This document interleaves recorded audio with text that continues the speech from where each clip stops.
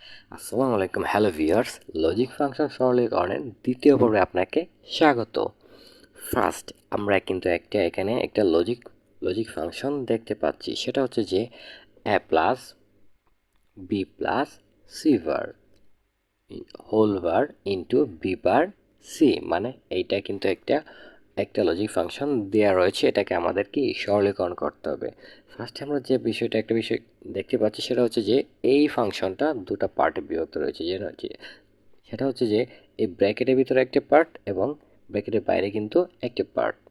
So আমরা ফার্স্টে চেষ্টা করবো যে কোনো লজিক ফাংশন সরলীকরণের ক্ষেত্রে যে প্রথম পার্টটা নিয়ে কাজ করার জন্য। সো আমরা যদি প্রথম পার্টটাকে নিয়ে কাজ করি, এখানে আমরা দেখতে পাবো যে এ প্লাস বি প্লাস সি, এই সি বার, কিন্তু সি বারটাকে যদি আমরা কিছুক্ষণ সময়ের জন্য সি ধরে নিই, তাহলে কিন্তু এই পুরো অংশটা ডি মর্গেনের যে উপপাদ্য রয়েছে সেটার সাথে কিন্তু মিলে যায়। ফার্স্ট উপপাদ্য হচ্ছে যে এ প্লাস বি হোল বার যদি থাকে তাহলে হয়ে যাবে এ বার ইন্টু বি বার, মানে হচ্ছে যদি কোনো দুটো ধ্রুবক সংখ্যা যোগ অবস্থায় থাকে, এটাকে যদি আমরা ভাঙতে চাই তাহলে এটা গুণ অবস্থায় হয়ে যাবে এবং বারগুলো আলাদা আলাদা হয়ে যাবে। সো আমরা এখানে কিন্তু এই বিষয়টা দেখতে পাচ্ছি যে এই যে এ বার, এই যে এ বার হয়ে গেছে, তারপর গুণ অবস্থায় প্লাস ছিল, এটা গুণ হয়ে গেছে। তারপরে বি, তো বির উপর এই যে বার, এই যে প্লাস ছিল, এই যে প্লাস গুণ, এই যে গুণ গুণ হয়ে গেছে। তারপরে যে সি বার রয়েছে, এটা কিন্তু আমরা কি বলেছিলাম যে এটা যদি আমরা ফুল সি ধরি, তাহলে এই সি বার, এই যে সি বার, আর এটার যে একটা বার থাকার বড় যে একটা বার, এটাকে যে ভেঙে গেছে, এই ভাঙার কিন্তু এই বারটা রয়ে গেল। তারপর ইন্টু সম্পর্ক ছিল, এই যে ইন্টু বি বার সি। এখন আমরা আসি থার্ড লাইনে আমরা দেখতে পাচ্ছি যে এবার ঠিকই রইল, বি ঠিকই রয়ে গেছে। তারপর আমরা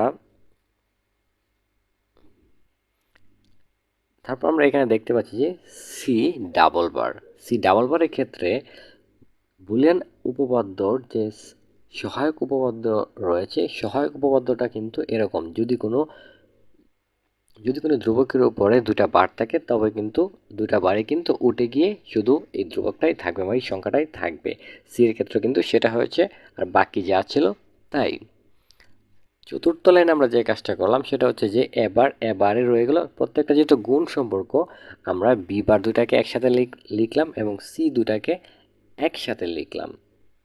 তারপরে আসি যে পঞ্চম লাইনে আসার সময়, তারপর লেখার পর আমরা যে বিষয়টা দেখলাম সেটা হচ্ছে যে দুইটা বি বার এবং দুইটা সি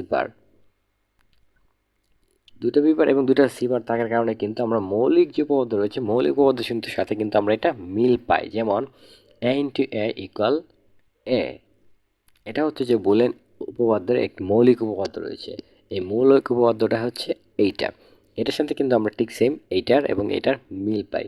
এটা মনে করেন যে বি বার রয়েছে, দুটা বি বার সেম, দুটা সি রয়েছে, এখানে বি দুটা বার থাকুক বা তিনটা বার থাকুক, এটা কোনো ফেক না। যে মূল বিষয় হচ্ছে যে যদি দুটা ধ্রুবক সেম এবং গুণ অবস্থায় থাকে, তবে কিন্তু এটা একটা হয়ে যাবে।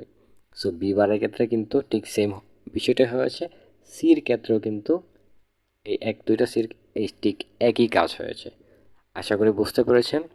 আর আইসিটি সম্পর্কে আপনি কোন বিষয় জানতে চান তা অবশ্যই কমেন্ট বক্সে জানিয়ে দেবেন। যদি মনে হয় যে আপনি কিছু হলেও শিখতে পেরেছেন, তাহলে সাবস্ক্রাইব করে পাশেই থাকুন।